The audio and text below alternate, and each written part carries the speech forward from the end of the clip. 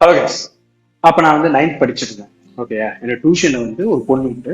ஆனா லைக் எனக்கு வந்து அந்த பொண்ணுகிட்ட பேசணும்னு வந்து ரொம்ப நாள் ஆசை. ஓகேங்களா. ஆனா எனக்கு வந்து ஒரு பயம் பதட்டம் வந்து ரொம்பவே அதிகமா இருந்துச்சு. அந்த பொண்ணுகிட்ட போய் பேசலாம் அப்படின்னு நான் நிறைய தடவை ட்ரை பண்ணியிருக்கேன். ஆனா என் ஹார்ட் பீட் தான் கிட்ட போனாலே அப்படியே அந்த அட்ரினலைன் வந்து ஃபுல்லா பம்ப் ஆக ஆரம்பிச்சு. ஸோ அந்த மாதிரி எனக்கு பேத்து பதட்டு போயிடுவேன். ஸோ அதனாலேயே வந்து நான் அவகிட்ட ரொம்ப நாள் பேசாமலே இருந்தேன். டெய்லியுமே என்னோட இந்த ஹோம்ஒர்க் அசைன்மெண்ட்ஸ்லாம் வந்து முடிச்சுட்டு என் அப்பா வந்து எனக்கு கூப்பிட வர வரைக்கும் எனக்கு டைம் இருக்குமா. ஸோ அதனால இந்த டைம் வந்து அப்படியே உட்காந்து அப்படியே பார்த்துட்டே இருக்கேன். ஓகேங்களா. ஒரு நாள் வந்து எங்க சார் வந்து இதை பார்த்துட்டாரு. பார்த்தோன்னே டேய் வாடா அப்படின்னு நான் வச்சு சொல்லுங்க சார் அப்படின்னு. என்ன பண்ணிட்டு இருந்தேன் அப்படின்னு. படிச்சுட்டு இருந்தேன் சார் அப்படின்னு. நீ என்ன பண்ணிட்டு இருந்தது நான் பார்த்துட்டேன், என்ன பண்ணிட்டு இருந்து சொல்லு அப்படின்னு. நான் இல்லை சார் படிச்சுட்டு தான் இருந்தேன் அப்படின்னு. டியூஷன் இருக்கு, லவ் பண்ணாத வரியா அப்படின்ட்டாரு. எனக்கு அந்த சார் லவ்வா மாறிங்க சார், இதுல அப்பா கிட்ட எல்லாம் சொல்லிடுறாங்க எனக்கு தோலை உரிச்சிருவாரு, லவ்லாம் இல்லை சார் அப்படின்னு. அப்புறம் எதுக்கு வந்து நீ அந்த பொண்ணே வந்து பார்த்துட்டு நானும் கொஞ்ச நாள் அவனை பார்த்துட்டே தான் இருக்கேன் அப்படின்னு. இல்லை சார் எனக்கு வந்து அந்த பொண்ணுகிட்ட பேசுறோன்னு தோணும், ஆனா எனக்கு வந்து ரொம்ப பயமா இருக்கு சார். அதனாலதான் நான் வந்து அந்த பொண்ணுகிட்ட கொஞ்சம் சும்மா வந்து தூரத்துல என்னன்னு பார்த்துட்டு மட்டும் இருக்கிறேன், அவ்வளவுதான் சார், வேற எதுவுமே இல்லை சார், நீங்க வந்து அப்பா கிட்ட தான் சொல்லிடாதீங்க சார் அப்படின்னு. டு பி ஃப்ராங்க் நான் என்ன நினைச்சேன்னா போச்சுக்கோ சார் நம்மள முடிச்சு விட போறாரு அப்படின்னு நினைச்சேன். பட் ஆனா அங்க நடந்ததே வேற. அவர் இருந்தாலும் என்ன பக்கத்துல உட்கார வச்சு, டேய் கொஞ்ச நாள் முன்னாடி யூஜி ஜாயின் பண்ணான, அவன் வந்து சேர்ந்து 2 மணி நேரம் கூட ஆயிருக்காது, அவன்கிட்ட என்னமோ 2 வருஷம் தெரிஞ்ச ஃப்ரெண்டு மாதிரி பேசிட்டு இருந்த, உனக்கு என்னடா பயம் அப்படின்னாரு. இருந்தாலும் சார் அவன்கிட்ட பேசுறது வந்து அந்த பொண்ணு பேசுறது ஒண்ணா சார், நினைச்சாலே எனக்கு நடுக்குது சார் அப்படின்னு. அந்த அளவு இங்க பாரு, யூஜின் வந்து ஒரு மனுஷன் ஓகேயா, அதே மாதிரி அந்த பொண்ணு வந்து ஒரு மனுஷன் தான். இங்க என்ன ஒரே ஒரு டிஃபரன்ஸ்னா 2 பேருமே வேற வேற ஜெண்டர்ஸ், அது மட்டும் தான். ஓகேயா. இதெல்லாம் போட்டு ரொம்ப குழப்பிக்கிட்டு டைம் வேஸ்ட் பண்ணிட்டுலாம் இருக்காது. இவ்வளவு நாள் டைம் வேஸ்ட் பண்ணதுக்கு டெய்லி 2 கொஸ்டின் படிச்சிருந்தா கூட யூஸ்ஃபுல்லா இருந்திருக்கும் அப்படின்னு சொல்லிட்டு தட்டி விட்டாரு. சீரியஸ்லி எனக்கு வந்து ஒரு கான்பிடன்ஸ் வந்து அது கொடுத்து நான் நெக்ஸ்ட் டேவே அவர்கிட்ட பேசினேன். அந்த பொண்ணு வந்து என்கிட்ட நல்லா பேசிச்சு. எனக்கு வந்து அதுக்கப்புறம் லைக் நம்ம ஏன் இவ்வளவு தூரம் பயந்துட்டு இருந்தோம், இவ்வளவுதானா இந்த விஷயத்துக்கு நம்ம இருக்கு இவ்வளவு நாள் இப்படி பயந்தோம் அப்படின்னு சொல்லிட்டு நான் நிறைய நாள் யோசிக்கிறேன். ஆக்சுவலி எனக்கு அதோட ரீசன் வந்து பின்னாடியே தெரிஞ்சு, நான் வந்து ரொம்ப இன்செக்யூரா வந்து அப்போ ஃபீல் பண்ணிருந்தேன். இன்செக்யூரிட்டி இந்த சென்ஸ், நான் வந்து யூஜின்ட்ட பேசும்போது அவனுக்கு வந்து என்ன பிடிக்கணும், என்னோட ஹேர் ஸ்டைல் வந்து நல்லா இருக்கணும், நான் வந்து அவன் கண்ணுக்கு அழகா தெரியணும், அவன் வந்து என்கிட்ட திருப்பி பேசாம போயிடக்கூடாது, இந்த மாதிரிலாம் எந்த விதமான தாட்ஸுமே என் மண்டையில கிடையாது. ஜஸ்ட் அவன்கிட்ட வந்து ஹாய் சொல்லிட்டு பேசுறதுதான். ஆனா அந்த பொண்ணுகிட்ட பேசணும்னு நினைக்கிறப்போ அந்த பொண்ணுக்கு வந்து நம்மள பிடிக்குமா, நம்ம வந்து அழகா இருக்கிறோமா, அந்த பொண்ணு வந்து நம்மள வந்து ஸ்டைலா அழகா இருக்கும்னு நினைப்பாளா, அந்த பொண்ணு ஒருவேளை நம்ம கிட்ட பேசாம போயிட்டா என்ன பண்றது, இந்த மாதிரியான தாட்ஸ் இருக்குல்ல, இதனாலேயே வந்து நான் ரொம்ப இன்செக்யூராட்டு வந்து ஃபீல் பண்ணிட்டேன். லைக் சிம்பிளா சொல்லணும்னா fear of judgment and rejection, இதுங்கெல்லாம் வந்து நான் இன்செக்யூர் ஆகி பேசாமலே இருந்தேன். என்னோட சார் கொடுத்த அந்த புஷ் வந்து இது அவ்வளோத்தையுமே உடைச்சிட்டு என்னை வந்து அவர்கிட்ட பேச வச்சு, அதுக்கப்புறம் நான் எந்த பொண்ணுகிட்டயுமே பேசினது தயங்கினதே இருந்தேன். Rest is history. ஆக்சுவலி இந்த வீடியோ வந்து இப்ப என்னோட காலேஜ் ஃப்ரெண்ட்ஸ் எல்லாரும் பார்ப்பாங்க. அவங்களால பார்த்துட்டு இருக்கும் போதே காலைல செருப்பு கலத்திருப்பாங்க. ஏண்டா உனக்கடா பொண்ணுங்க கிட்ட பேசுறதுக்கு தயக்கமா இருக்கு அப்படின்னு சொல்லி. அப்புறம் நான் பேஸ் பண்ண இன்னொரு முக்கியமான இன்செக்யூரிட்டி என்னன்னா ஹேர் ஃபால். நினைச்சாலே எனக்கு வந்து அப்படி பத்திக்கிட்டு வருது. ஏன்னா ஒரு 2 மாசம் ரொம்ப டிப்ரெஷன் சொல்லுவாங்களா அந்த மாதிரி இருந்தேங்கன்னா, தரையில வந்து அங்கங்க முடி கிடக்கும், அப்புறம் குளிச்சு தலை தொட்டும் போது துண்டுல வந்து அங்கங்க முடி இருக்கு, அதான் பார்க்கும்போது ஐயோ வலிக்குங்க. It hurts, it hurts. Like எனக்கு பிரேக்கப்ல இருந்தது இல்ல, ஆனா அதெல்லாம் வந்து இது பயங்கரமான வலியா இருந்துச்சு. இந்த ஹேர் பிரேக்கப் வந்து அவ்வளவு வலியா இருந்துச்சு. நான் 10th ஸ்டாண்டர்ட் வரைக்குமே என்னோட ஹேருக்கு இம்பார்ட்டன்ஸ் கொடுத்ததே இல்லை. 11th 12th அப்புறம் தான் வந்து நான் ஹேரை வந்து சீவவே ஆரம்பிச்சேன். லைக் டெய்லி ஒவ்வொரு ஹேர் ஸ்டைல் வச்சுட்டு போவேன். ஒரு நாள் இப்படி வச்சுட்டு போவேன், ஒரு நாள் இப்படி வச்சுட்டு போவேன், ஒரு நாள் வந்து ஃபுல்லா இப்படி வச்சுட்டு இப்படி வச்சுட்டு போவேன், மெஸ்ஸி ஹேர்ஸ் வந்து வச்சுட்டு போவேன். ஈவன் மிடில் பார்ட்லாமே வந்து நான் எடுத்துட்டு போயிருக்கேன். அப்போ வந்து என்னன்னா நான் வந்து ஹாலிவுட் மூவிஸ் தான் வந்து அதிகமா பார்க்க ஆரம்பிச்சேன். அதனால அதுல உள்ள ஹீரோஸோட ஹேர் ஸ்டைல்ஸ் இருக்கலாம், எந்த படம் வந்து முந்த நாள் பாக்குறனோ அடுத்த நாள் அந்த படத்தோட ஹீரோ கேரக்டரோட அந்த கேரக்டரிஸ்டிக்ஸை வந்து உள்வாங்கி அப்படியே வந்து நடந்துப்பேன். அதே மாதிரி ஹேர் ஸ்டைல்லாம் வச்சுக்கிறது. ஸோ அந்த மாதிரிலாம் வந்து பண்ணிட்டு இருந்தேன். தென் அதுக்கப்புறம் காலேஜ் டேஸ்ல வந்து சொல்லவே வேண்டாம். அப்போ வந்து கொஞ்சம் இந்த ஃபங்க் எல்லாம் வந்து வளர்ந்துட்டு ஸ்டைலு தான். அப்பெல்லாம் வந்து நான் இந்த ஹேர் ஸ்டாண்ட்ஸ் எல்லாம் பார்த்ததே கிடையாது. இப்பதான் ரீசெண்டா வந்து இந்த ஹேர் ஸ்டாண்ட்ஸ் வந்து கீழே கீழே கிடைக்கிறது வந்து பாக்குறேன். பாக்குறப்ப எனக்கு வந்து கொஞ்சம் வலிக்க ஆரம்பிச்சு. அப்ப நினைச்சேன் கொஞ்ச நெஞ்ச ஆட்டமான ஆடி இருக்கும் அப்படின்னு சொல்லிட்டு, அப்ப படுறதுதான் இப்போ அறிவிக்கிறோம் அப்படின்னு சொல்லிட்டு. ஆக்சுவலி ஹேர் ரிலேட்டடா இன்செக்யூரிட்டா எப்போ வந்து ஃபீல் பண்ண ஆரம்பிச்சேன்னா, யூஸ்வலா இப்ப நம்ம பேசும்போது நேருக்கு நேரா அவங்க பேச பார்த்து கண்ணை பார்த்தாங்க பேசிட்டு இருப்போம். சில டைம் வந்து நான் கான்சியஸா ரிலேஸ் பண்ணிக்குவேன். பேசிட்டு இருக்கும்போது லைட்டா அவங்களோட ஹேரை வந்து நோட் பண்ண ஆரம்பிப்பேன். எனக்கு ஆப்போசிட்ல இருக்கிற பர்சன்ஸோட ஹேரை. அதே மாதிரி ரோட்ல வந்து நடந்து போயிட்டு இருக்கும் போது ஒவ்வொருத்தருக்கும் ஹேர் எப்படி இருக்கு அப்படின்னு சொல்லிட்டு அந்த ஹேரை வந்து நோட் பண்ண ஆரம்பிப்பேன். அதுக்கு முன்னால நான் அப்படி பண்ணதே கிடையாது. இப்போ வந்து ஹேர் தான் வந்து நோட் பண்ண ஆரம்பிச்சேன். லைக் அவனுக்கு செமையா ஹேர் இருக்கு, இவனை பார்க்கும்போது நமக்கு எவ்வளவு மேல் போலையா, நமக்கு தான் சூப்பரா இருக்கு, உனக்கு தான் அப்படி இல்லையா. சோ அந்த மாதிரி நான் வந்து கம்பேர் பண்ண ஆரம்பிச்சிட்டேன். எனக்கு வந்து அது ரொம்ப ஒரு மாதிரி இருந்துச்சுங்க. ஏன்னா சின்ன வயசுல இருந்து நான் என்னோட லுக்ஸ் மூலமா வந்து எப்பவுமே இன்செக்யூர் ஆனதே கிடையாது. ஈவன் இப்பவுமே கூட I will always feel like just hot and short. So அப்படி இருக்கிறப்போ இந்த கம்பேரிசன் பண்ணி இந்த ஜெலசி வந்து வருதுல்ல, என்னோட பர்சனாலிட்டி மேல எனக்கு வந்து அது ரொம்ப இதா இருந்துச்சு. நம்ம வந்து இப்படி கிடையாது அப்படின்னு சொல்லிட்டு. ஸோ அதனாலேயே நான் வந்து இந்த இதை பிரேக் பண்ணணும் அப்படின்னு நினைச்சேன். அதுக்கப்புறம் என்னோட கான்பிடன்ஸை வந்து இது கொஞ்சம் உடைச்சது அது. அண்ட் இன்னொரு முக்கியமான விஷயம், எனக்கு எந்த பார்ட் வந்து ரொம்ப ஃபீல் பண்ண வச்சதுன்னா, சின்ன வயசுல இருந்து நாங்க ஒரு ஃப்ரெண்ட்ஸ் 3 பேர் உண்டு. நான் இப்போ ஊருக்குள்ள வந்தேன்னா அவங்க கூட சேர்ந்து சுத்திட்டு இருப்பேன். அப்போ ரீசெண்டா ஒரு பையன் வந்து எங்க கூட வரதே வந்து அவாய்ட் பண்ணிட்டாங்க. எனக்கு வந்து ஏன் இப்ப நான் வரமாட்டேங்கிறான் அப்படின்னு சொல்லிட்டு எண்ணம். அதனால அவனை கூப்பிட்டு நீ எதுக்கு எங்க கூட வரமாட்டேங்கிறது, உனக்கு என்ன பிரச்சனை அப்படின்னு சொல்லிட்டு அந்த மாதிரி கேட்டேன். சோ கேட்டோன்னா அந்த அவன் சொன்னா, டேய் நீ வந்து பார்த்தலாம் அன்னைக்கு அவன் எப்படி கலாச்சாங்கன்னு சொல்லிட்டு, நீ அவனும் சேர்ந்து உனக்கு வழுக்க விட்டுக்கிறா அவ்வளவுதான் போ அப்படின்னு சொல்லிட்டு கலாச்சாரம் ரொம்ப ஹர்ட்டாச்சுடா.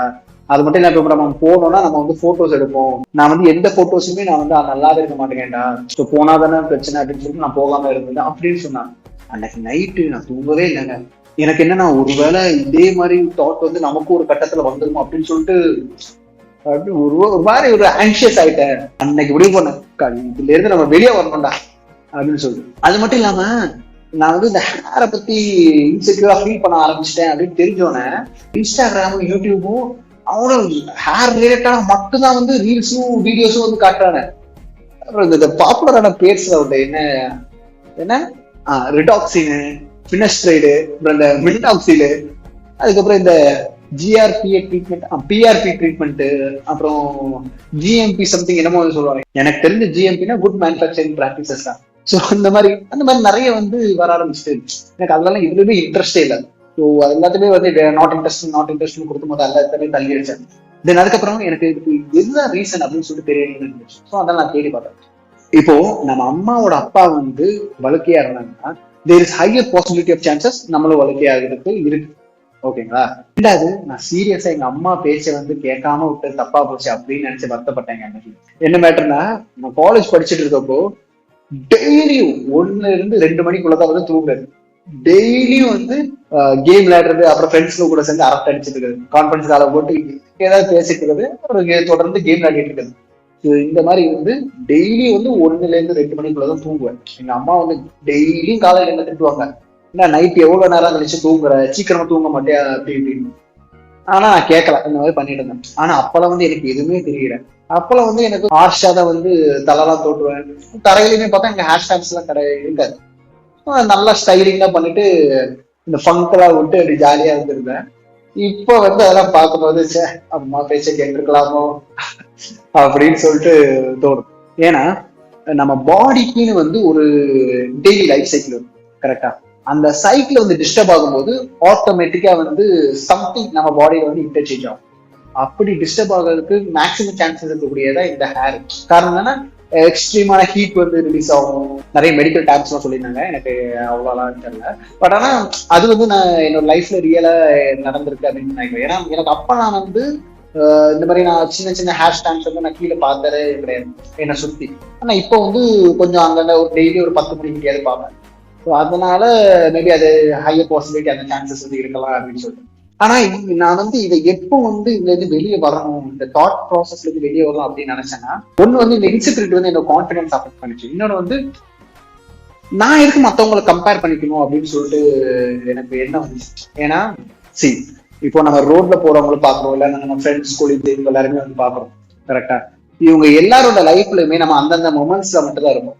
அவங்க ஏன்னா எல்லாருக்குமே ஒவ்வொரு லைஃப் இருக்கு, அதுவும் ஒவ்வொருத்தன் அவன் வாழ்க்கையில வந்து ரொம்ப வேகமா போயிட்டு இருக்காங்க. நம்ம வந்து அது கிடையில டக் அப்படின்னு வந்துட்டு போறோம், அவ்வளவுதான். நம்ம பத்தி ஒரு செகண்ட் யோசிப்பானா, மிஞ்சி போறோம், ஒரு நிமிஷம் யோசிப்பானா, அதுக்கு மேல என்னங்க பண்ண போறாங்க?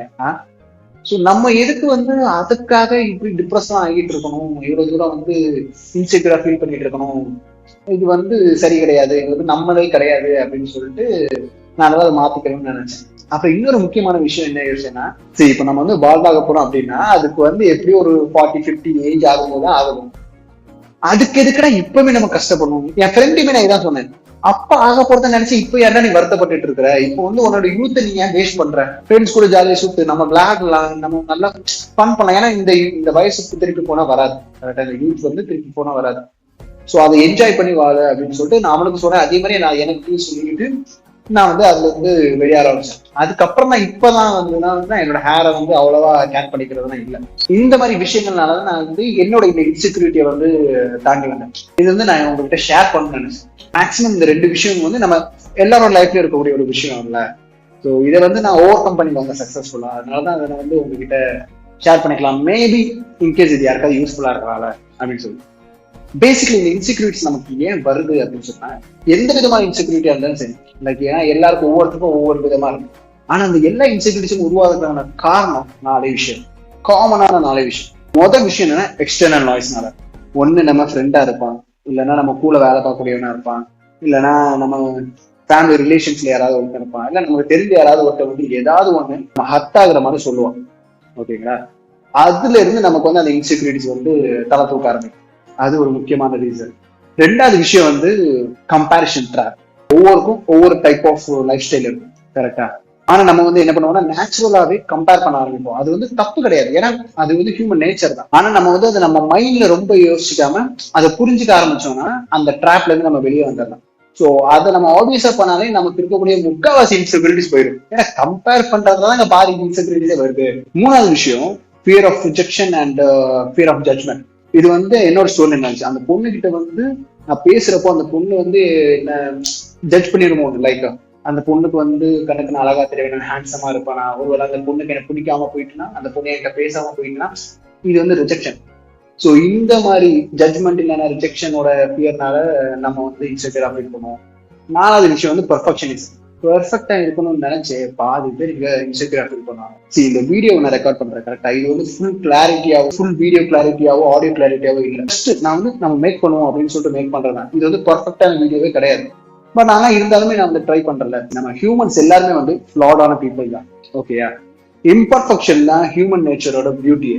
ஆனா நம்ம எல்லாருமே என்ன பண்ணுவோம், பெர்ஃபெக்ஷனை நோக்கி மட்டும்தான் வந்து போயிட்டு இருக்கோம். எந்த விஷயம் பண்ணாலும் இதை வந்து நம்ம பக்காவா பண்ணணும், இது வந்து நம்ம அப்படி பண்ணணும், இது வந்து நம்ம இப்படி பண்ணணும் அப்படின்னு தான் பண்ணணும்.